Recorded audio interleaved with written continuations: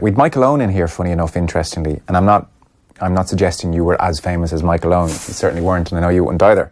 But he talked about coming back from the World Cup at 18 and just everyone knowing who he was. And he said, God, it's actually hard to make friends outside of the people I play with who don't really care that I'm Michael Owen because they can all play football quite well too. Yeah.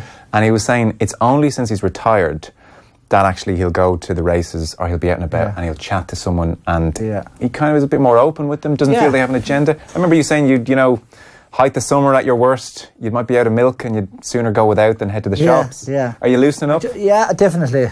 And I'm more willing to have a conversation now about how Kerry are going to set up the weekend or what's coming down the tracks for different things. Because you don't feel it's as nosy? Yeah, and I was guarded before. There's no disputing that.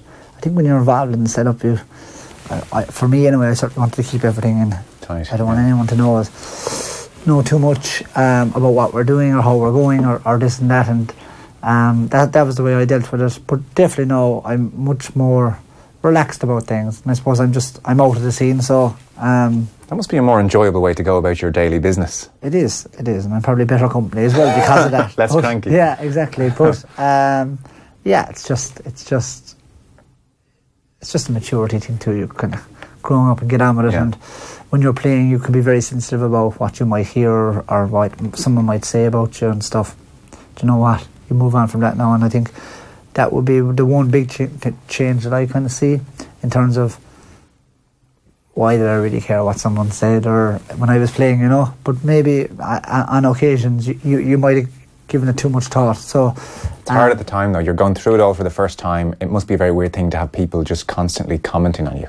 Yeah. I mean, very difficult. Yeah. On the odd time in here, you get a glimpse of what it's like if there's a big piece we're doing in the show and people are criticising you or not. Yeah. And I mean like a billionth of probably what you lads are dealing with in front of, Sunday game, 1 million people getting lambasted.